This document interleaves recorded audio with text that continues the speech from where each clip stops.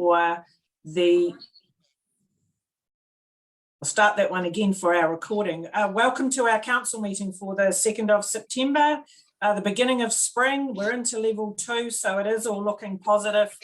And welcome to any members of the public who may be joining us today. To open our meeting, it's a great pleasure to welcome on board our new Māori advisor, Gerald. Welcome to the team. And I'll ask Frances if she could do the introduction for Gerald, and then between the two of them, they will open our meeting with a karakia. Kia ora, Your Worship. Morena, everybody. So I'll offer the opening karakia and then I'll introduce Gerald. So this karakia asks for peace, both metaphoric peace, but also peace more literally on the land and the sea. It asks for a pathway forward for us and encourages us to give love and respect to each other. So me inoi tātou. Kia ora te marino, kia whakapapa pounamu te moana. Hei huarahi mā tātou I te rangi nei, aroha atu, aroha mai, tātou ia tātou katoa. Haumi e, hui e, tae ki e. So yes, we're delighted to welcome Gerald Toimi.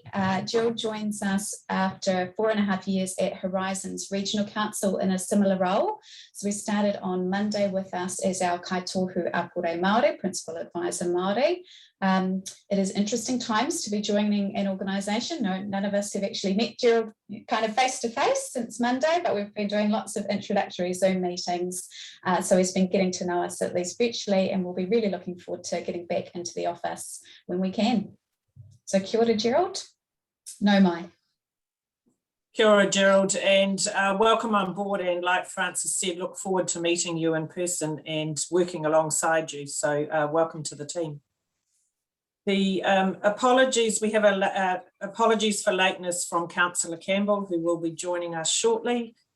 We have no requests for leave of absence. I'm here from the beginning. Morning, Councillor Campbell. Thank you. Welcome.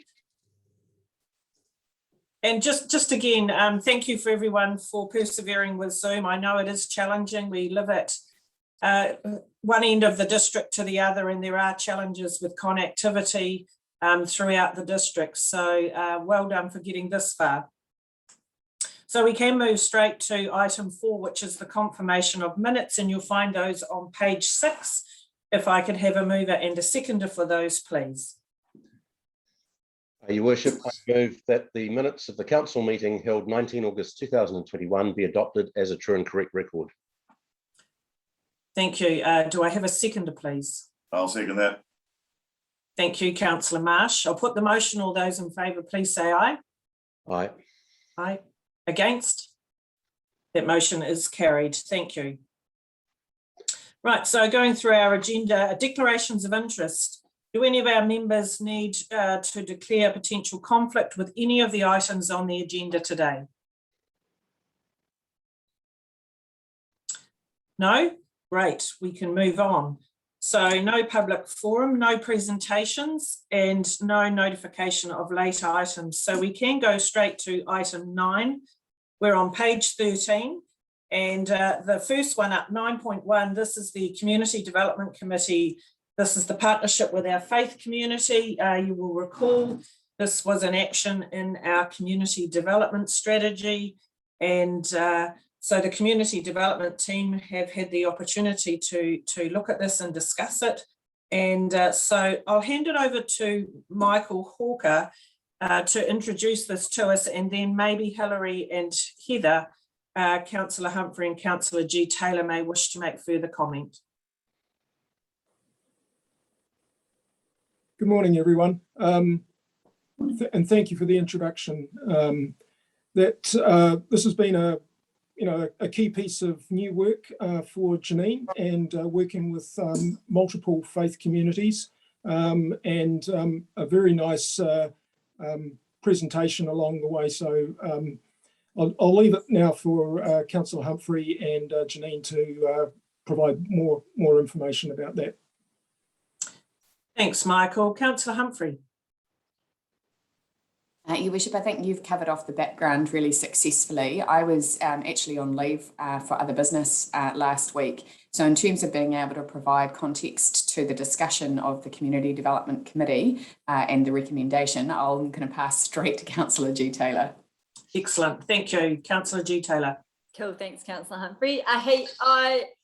We all thought that this was a great piece of work at the Community Development Committee meeting and fully support what has been achieved. The only sort of issue that we had was that all traditional and non-traditional faith groups were approached to participate in the survey, and it was mainly the traditional groups that came back to us. So it was a bit of a shame that we didn't get a full range of feedback. That was our only sort of discussion that we had around this piece of work. But we all see that this is extremely important to get the information out to our people, and Fielding District Promotion to not have this on their website is a bit of a shame. So going forward, that's what we discussed at the Community Development Committee, was that we want to make this information public and readily available.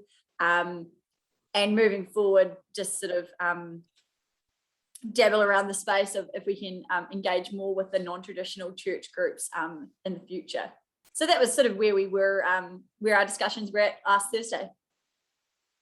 Excellent, thank you. Janine, did you want to add anything else to that? You were leading that work out. Good morning, Your Worship. Yes, just for the council members' information, the reason why this has come before you is that you might recall that it is an action within our community development strategy to actually build on our faith community and build that relationship, aside from having them come along to our council meetings and open with prayer. So this was one way that we could acknowledge the work that they do within our community, and you'll be able to see from the attachment that they actually do provide a great support to our community, which as I had noted for our Community Development Committee members, sometimes goes under the council's radar, but definitely would go under our public's radar. So this is one way of just acknowledging that great service in a public manner. Thank you. Open it for questions and comments. Councillor Casey. Yeah, thank you, Worship. I think Janine's actually summed it up really well, almost stole the words out of my mouth. It's just during the reading the report and hearing the report, we're just reminded of all the great work that goes on behind the scenes with our faith groups. And quite rightly so, I guess they prefer underneath the radar without any fuss, but it's just an amazing, I guess, support to the community that goes on, and it's just great to have it actually recorded, actually down on paper. So it's great. Excellent, thank you. Are there any other further questions or comments? Councillor G. Taylor. I was just gonna sneak on in there and put the recommendations up, if that's all right. Thank you. Yes, you're welcome. There's 3 recommendations there. Okay, so I recommend that the council include the faith community survey results for 2021 on the council's website, that the council arrange for a paid feature in the Fielding Herald to acknowledge the social and community work that is being undertaken in our district by our faith community, and that the council include on its website a register of faith organisations, which includes their locations, contacts and regular times of worship. Thank you, and I see Councillor Casey has seconded that. Is there any further discussion? If not, I'll put the motion. All those in favour, please say aye. Aye. Aye.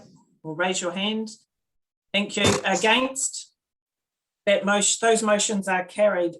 And I support the comments. It's great to formally acknowledge the work that our faith communities do, and it's really appropriate that we do this at this time with under lockdown and the work that they will be doing in our communities. So I appreciate that and thank you. So we move to item 10 and we're on page 18. These are the minutes from other committees for our information, and the first one up is the Audit and Risk Committee. The draft minutes. I'll ask Councillor Campbell if you'd like to speak to those.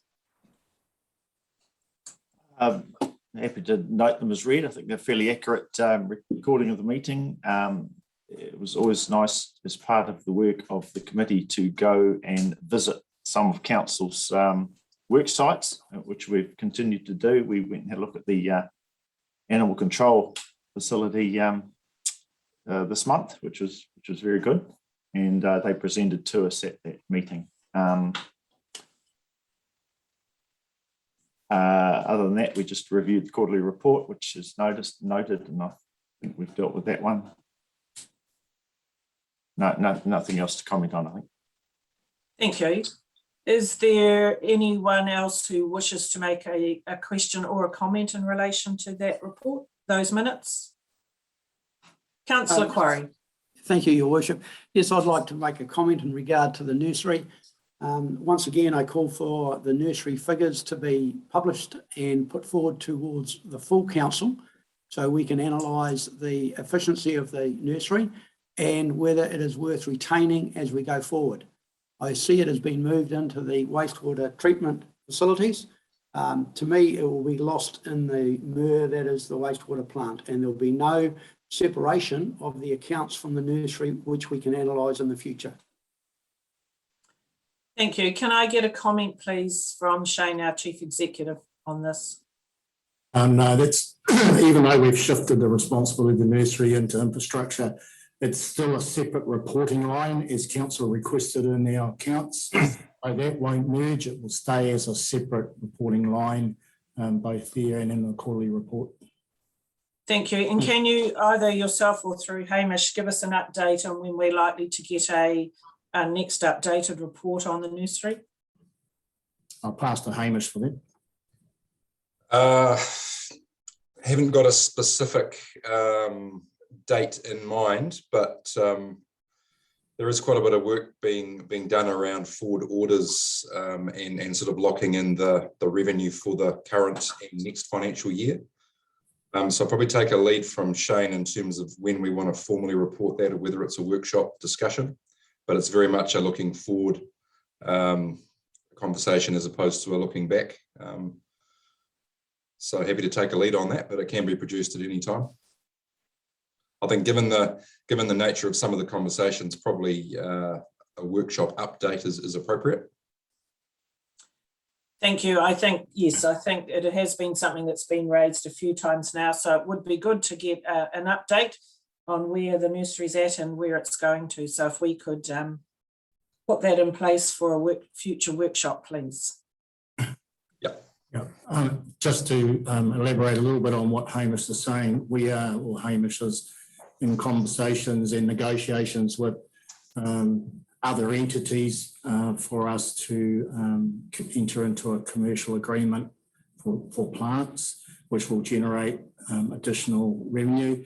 Those negotiations are commercially sensitive at this stage because of the nature and where they are.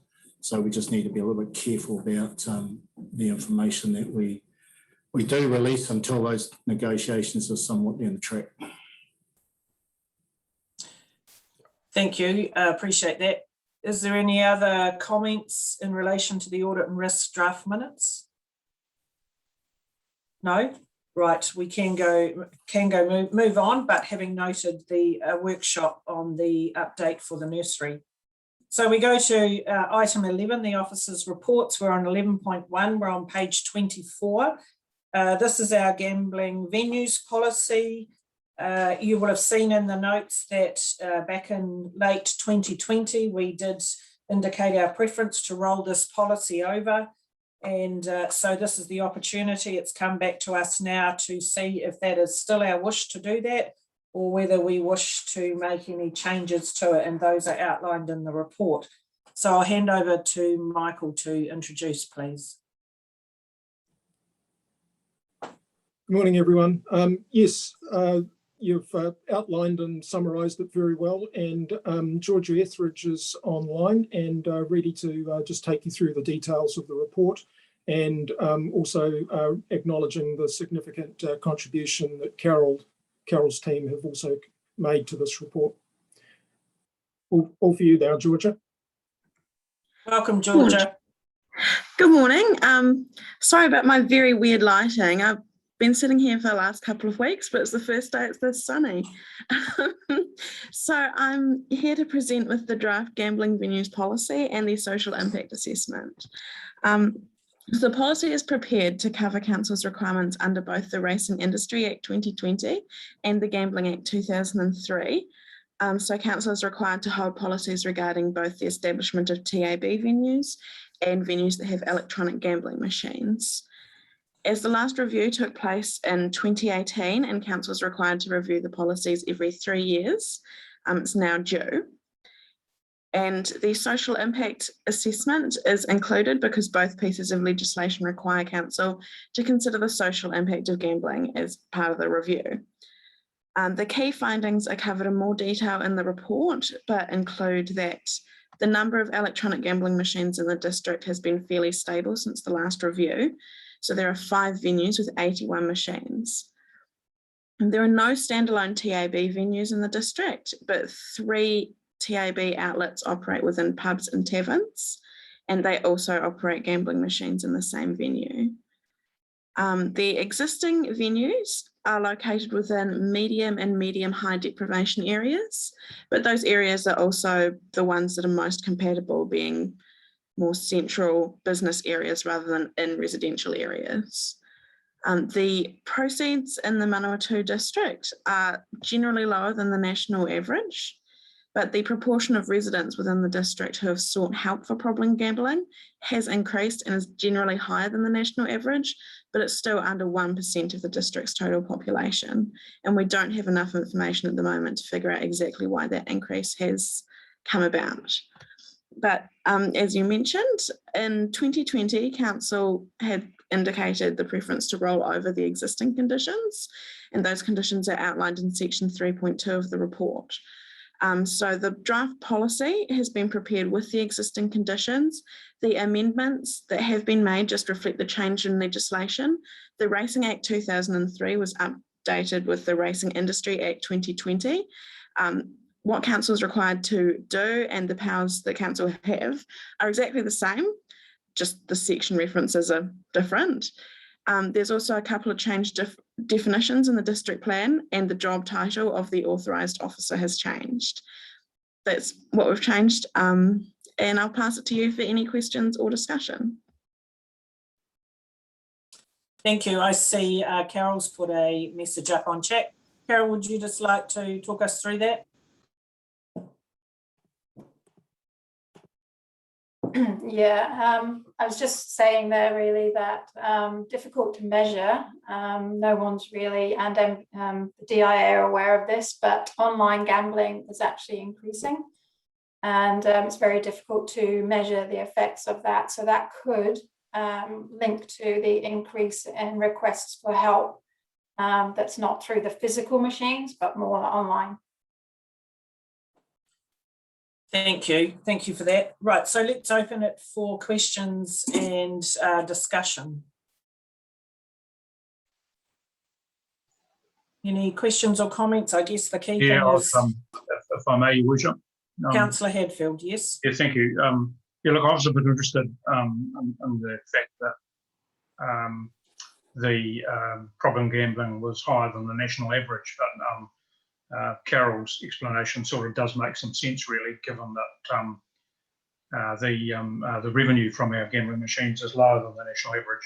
So it would tend to suggest that there are, other factors in play here. But look, in principle, other than that, I support the status quo. To be fair. Thank you. Any further discussion? Worship. Thank you, Councillor Marsh. Just point 4.2 in the document start, and given the fact that Gerald has now started as of Monday, should we probably change the editing on that?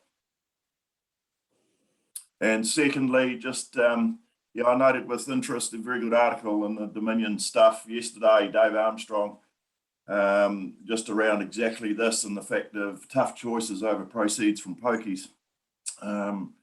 And the fact that between 50 and 60% of the revenue from pokies is completely and utterly lost and does not come back into the community. And just a very good point in my view, and the fact that here we are, it's actually a money-making venture by 23 to 25% back to the people that actually have the pokies in their business. They're the ones making the money out of it rather than the community in a lot of cases. Just a point to note. Thank you. Councillor Short.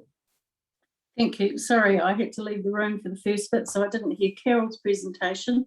Just that since the time I've been a councillor, I can't recall us having any serious problems with gambling venues, and actually we've had a steady decline of both venues and machines in our district.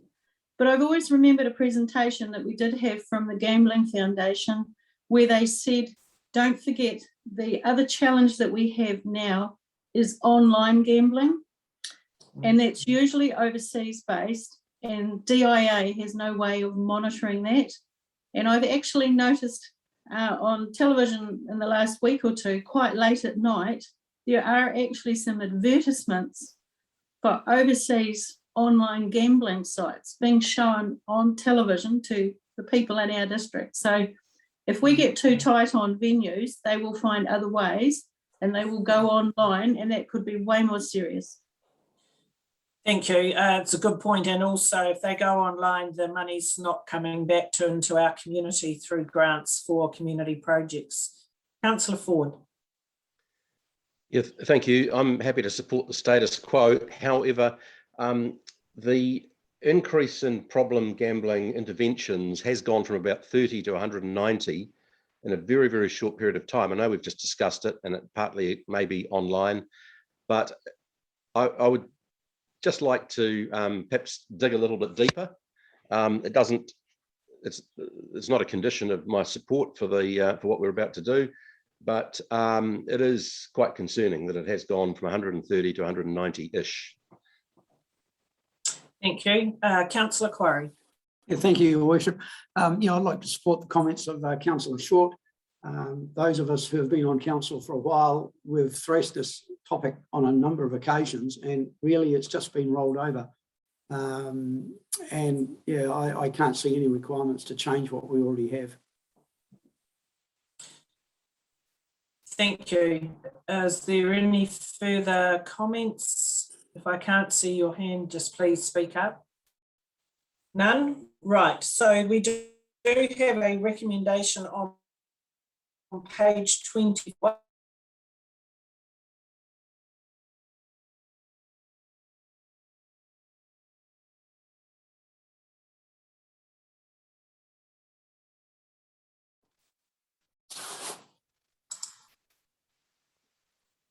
Excuse me, Your Worship, we seem to have frozen.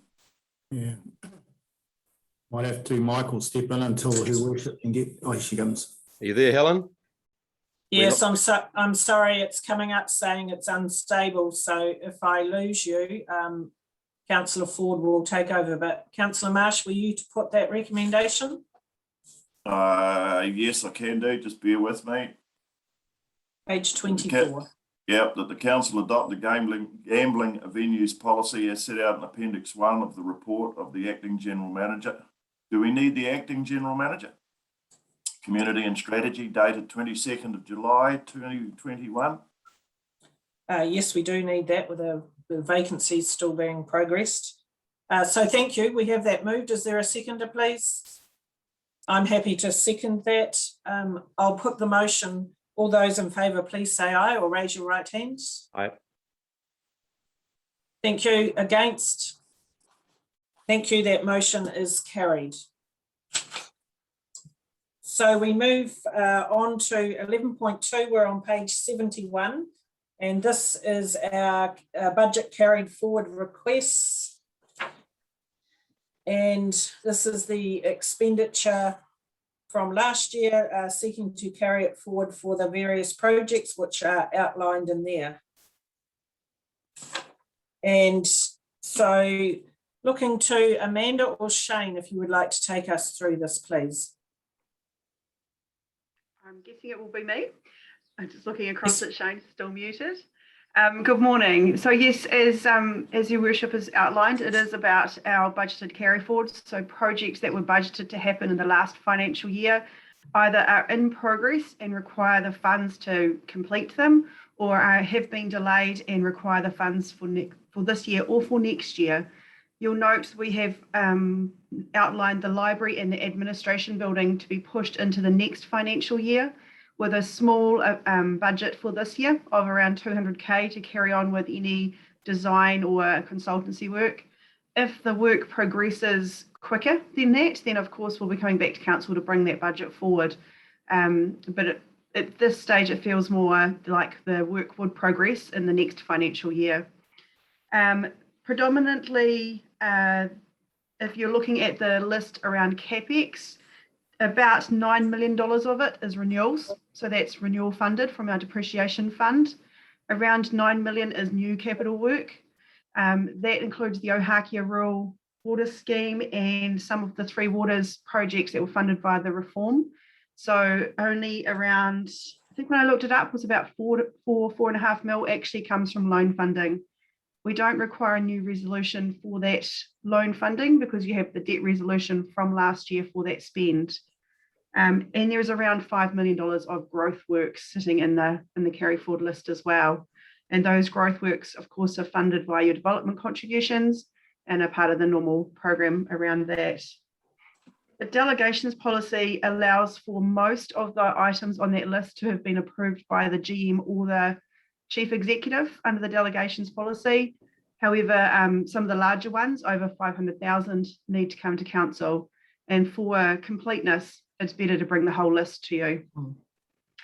What else have I got in there? That's probably all I have. The quick process around how this comes to you. The budget managers at year end identify what is committed and needing to be carried forward, or what hasn't been spent yet to be carried forward. From there, it goes to the general manager to review and recommend, I suppose you could say. It then goes to exec, where we kind of question each other as to whether it's really needed. And then from there, it's coming through to you. So it's gone through multiple layers of scrutiny, you could say. Yeah, happy to take questions, which I'll probably divert to the budget managers or the GMs. Thank you for that, Councillor Campbell. Yeah, thank you. Just a couple of questions. I see on the list some money for Mount Lee's homestead. I'd suggest that we should be getting on with that as soon as possible. The property's been empty for quite some time now, and it's no wonder we've had issues out there. So I suggest that one be progressed as soon as possible. The other question I did have was to do with the bylaws at the bottom of the list, $40,000 to spend on that. I just wondered what that money was going to be spent on. I would have thought that we could have handled that internally.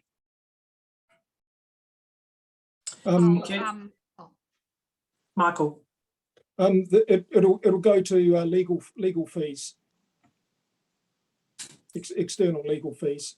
We've already engaged Simpson Grierson to provide the support there, and Lisa provided an update on the work program for the bylaws for the remainder of this coming year at the last workshop. Thank you. Councillor Humphrey. Thank you. Two comments from me. One is just to, I guess, provide some feedback. I've already emailed Amanda directly, but just a suggestion. I found the information in this report somewhat difficult to compare with our quarterly reports and major project updates. So I've made some requests that will help us better analyse at a governance level, where projects are at in relation to completion and the budget component of that, because it can be quite difficult when you're just dealing with big buckets to identify what is actually necessary and the accuracy of our cash flow forecasting. My question is actually in relation to that. Thank you, Amanda, for giving us a reminder of the process that happens internally in terms of reviewing those carry forwards. What I'm unclear about is what discussion happens about the implications and impacts on that on our current annual plan work program and the overall capital program commitment. And the reason I ask that question is there are 0 projects in the infrastructure space that we've looked at or proposed carrying beyond next year, and that may well be entirely valid. But if I look back at last year's capital program, which came to a total of $60.8 million, which included the annual plan and previous carry forwards, we achieved 32.1 million of that, so about 53%. And if I look at this year's annual plan, which has 28.8 million work already committed, and these proposed carry forwards of an additional 23.5 million, we're looking at a $52 million program again. And, you know, at a rough straw, you know, if we were to achieve the same as we achieved this year, that still leaves us with $19.9 million worth of work that it's actually highly unlikely we're going to be able to deliver. So my question is, what level of comfort do the executive team have about our ability to actually deliver on this capital program? What's the rationale and justification for that? Thank you. Shane, would you like to respond to that? Or Hamish? Hamish can chip in after I say a few things. One of the key rationale of the current LTP was not to add any more to our CapEx, was to try and get everything done that we said we were going to do. We appreciated that we haven't quite been able to deliver on our CapEx programs over a number of years, and that those capital works were building on us. Add to that the additional projects brought through from the DIA funding, Ahaki Water, which wasn't foreseen. Then I agree, the list has got quite big. But in saying that, and Hamish chip in here, majority of those large projects are in progress. We've got, you know, Ahaki Water well underway, probably over 50%, I'd suggest. The wastewater centralisation, the resource recovery centre, Manawatu Bridge, Turners Road, as you're aware, is on hold because we've got difficulties with land purchase, although we are looking at how we might get around that. So there's a lot of work in stream that this year will come to fruition that sort of sat there as outstanding capital projects from last year. Hamish, you want to add anything? Yeah, thanks, Shane. Yeah, and what you've said is exactly right in terms of those key projects. And I guess it is difficult to put a project into a nice sort of financial year. And so we do every year, we have a conversation around carry forwards. But those projects that Shane listed are essentially the big chunky items in there. There's obviously a small, well, there's a list of sort of, I wouldn't call them quite rats and mice, but a list of other projects and smaller components. But when you look at things like the Fielding Water Strategy, of which there are many components to it over many years, if you miss one for whatever reason, it does roll up.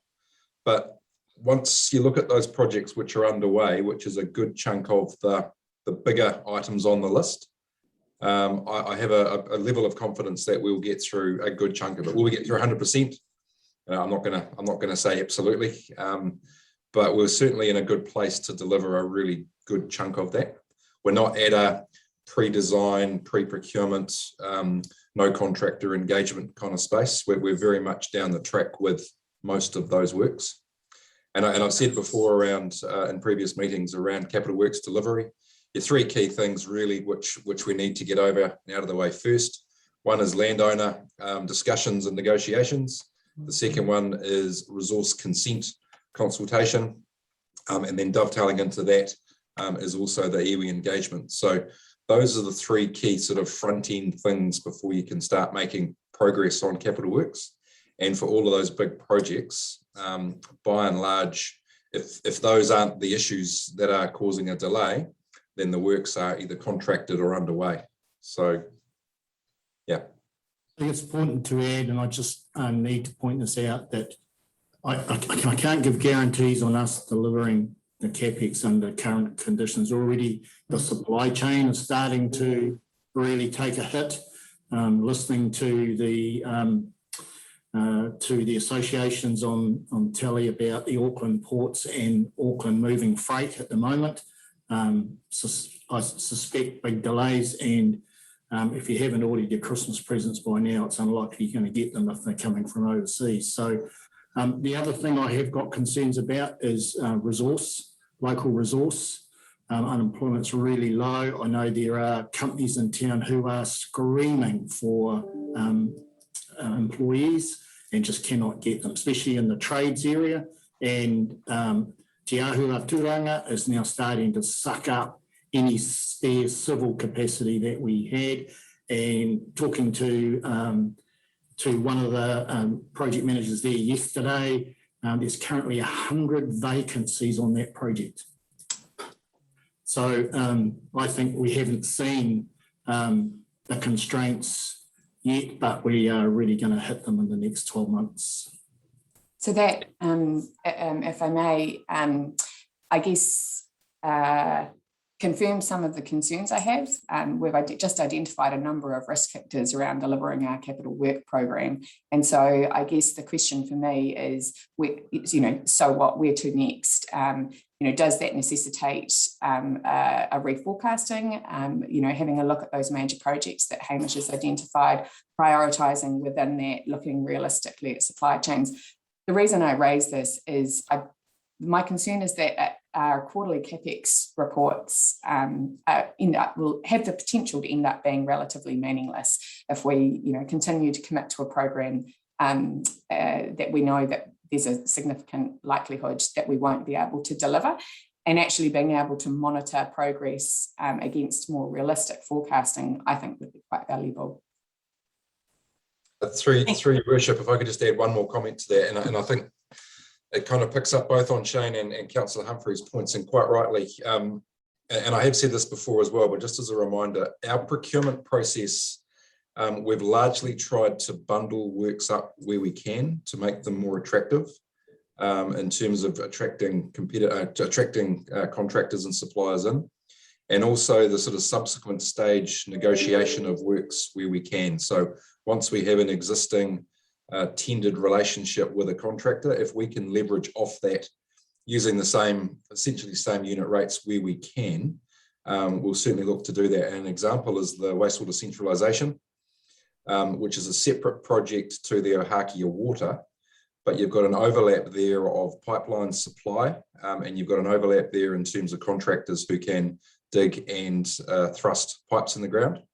So the team are working through at the moment, essentially doing a negotiated subsequent stage of the wastewater centralisation to pick up the Halcombe leg and the Rongatia leg, using the existing contractors that are on the two projects, being the existing Ohakia water project and the the wastewater centralisation project.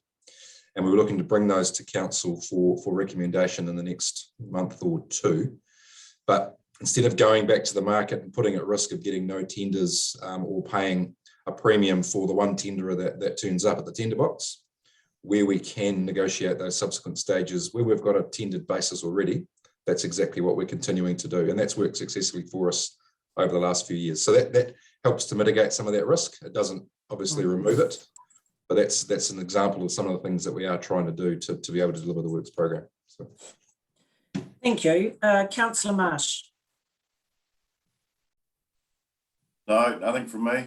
Nothing from you, Councillor. No, I was going to make a comment on the fact that, given both Shane's and Hamish's comments, whether we should have had this item before our gambling venues discussion, because some of it's always a gamble when you're putting this capital works project in place, as to whether you can fit it into the financial year. But yep, no, I think they covered it off very well. I see Andrew's got his hand up though. Yes, thank you, Councillor Quarry. Yeah, thanks very much. I was going to get back into the rats and mice.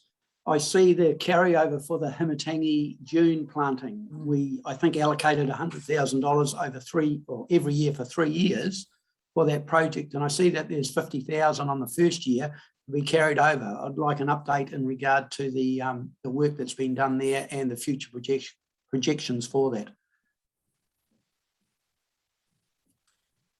Thank you. Is Carl Johnston online?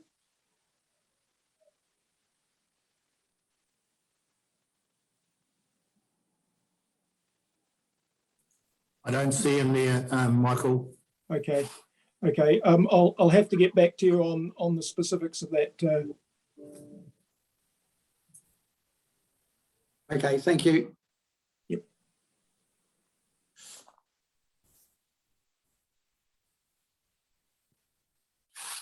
Yep.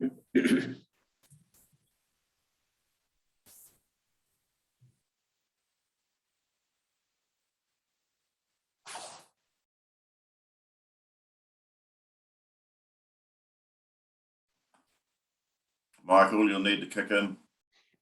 Sorry. Right, any further questions? We do have a recommendation on page 71. Anyone like to move that? Well, I'll move that. Oh, sorry, I've missed your hand. I'll move that the council approve the requested financial carry forwards as listed on the 2021-22 requested financial carry forwards report appended to the report, subject to the changes requested by audit, and that the council note the outlined funding sources for this funding. Is there a seconder? I'll second that. Thank you. Councillor Marsh seconded. Any further discussion or questions? Or sorry, any further discussions?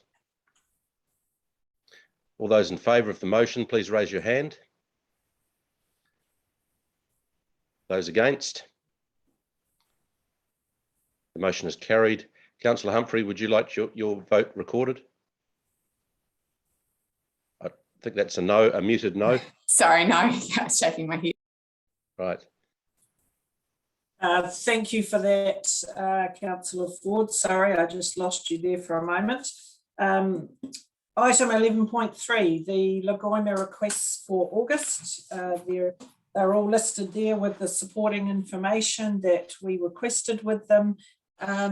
See, Shane, would you like to take us through those? Or Carol's, maybe Carol's. Carol's there, yeah. Thanks, Carol. Yeah, so as you can see, for the month of August, there were 5. One of them was withdrawn, Bridge Market in the region. So 2 have been completed and 2 are still in progress. There were 2 obviously completed from the previous time as well. And like you said, there's more information this time because that was something that was picked up from previous conversations.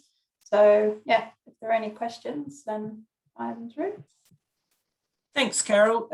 So anyone, any questions or comments of any of those requests?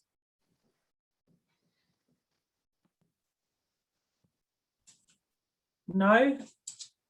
If I've missed your hand, just please speak up. Otherwise, if there are none, we can, thank you for that, Carol, we can go to the recommendation on page 77. If I could have a mover and a seconder, please. I'd be happy to move. Oh, Councillor Short. I'd be happy to move that. The report detailing the request for information received under the Local Government Official Information and Meetings Act 1987 for the month of August 2021 be received. Thank you. Councillor Ford, I take that as a seconder. Thank you. Any further discussion? I'll put the motion. All those in favour, please raise your hand. Against? That motion is carried. Thank you so much. So we have no late items today, so that takes us straight. Your Worship, can I, as you're aware, I did put a request in for a late item which was declined. So I'm just looking for a confirmation of our future plans on discussing the Government Three Waters proposals, and I understand from our CEO that will be put on the agenda for the next meeting. I'd just like a confirmation if that's the case, or any alternate plans, please. Thank you, Shane. There'll be a report coming to the next council meeting. Thank you. Thank you for that. So we move to public excluded, and I'm happy to move that the public be excluded from the following parts of the proceedings of this meeting, namely the confirmation of minutes. I'm happy to move that. Do I have a seconder, please? Please speak up if I can't see you.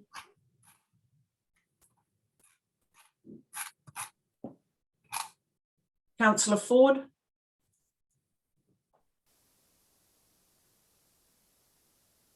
I seem to have lost people's faces. So Councillor Ford, are you happy to move that, second that one?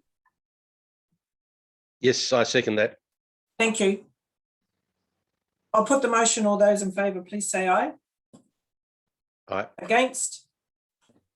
The motion is carried. Thank you. Just take a moment until we disconnect the live recording, and then we'll move into public excluded.